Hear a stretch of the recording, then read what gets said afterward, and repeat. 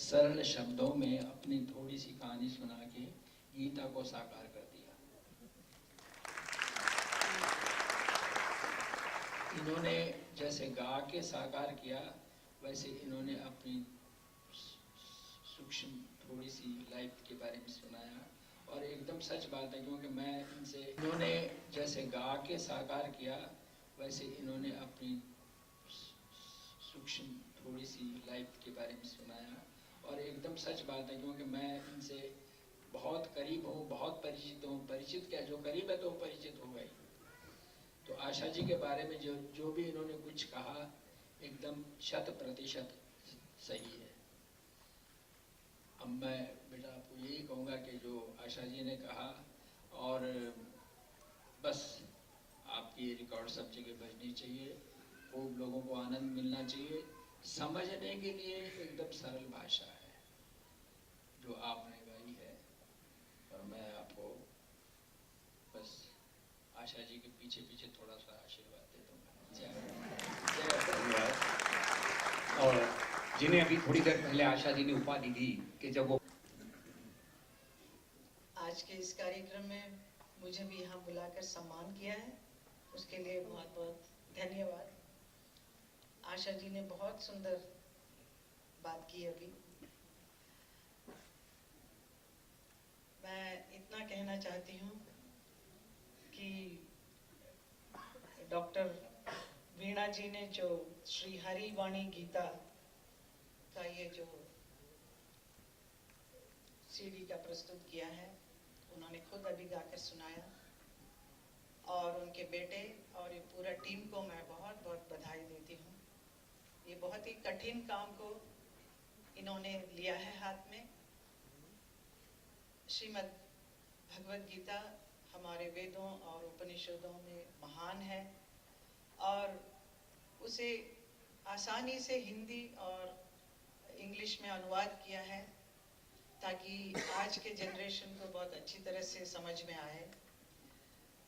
ये सिर्फ पढ़े लिखे संस्कृत स्कॉलर्स या बुजुर्गों के लिए ही भगवद गीता नहीं है, सबके लिए है।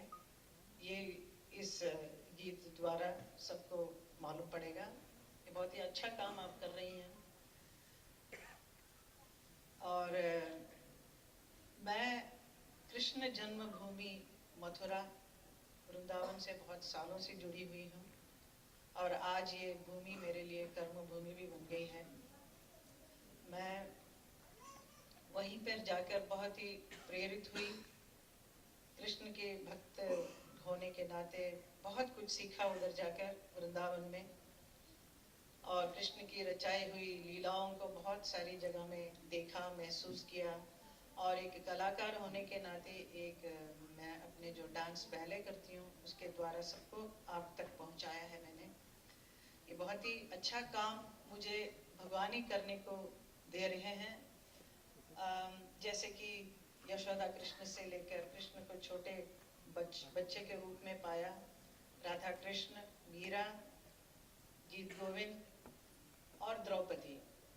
जब द्रौपदी पहले मैंने किया तो द्रौपदी का जो फीलिंग्स है कृष्ण के प्रति, स्नेह भरा, सखा सखी का भाव, उसमें थोड़ा सा रोमांटिक भी है, बहुत ही सुंदर। और उसको सब महसूस करके मैंने जब प्रेजेंट किया तो हर वक्त मुझे श्री कृष्ण साथ में हमेशा पाती रही हूँ। जब भी मैं नृत्य कार्यक्रम करती हूँ मैं हमेशा कहती हूँ कि वो खुद साथ में रहते हैं। और उसमें जब भगवद गीता का एक पोर्शन आता है, कुरुक्षेत्र का युद्ध, श्री कृष्ण और अर्जुन का जो संवाद है, उसको भी मैंने प्रस्तुत किया।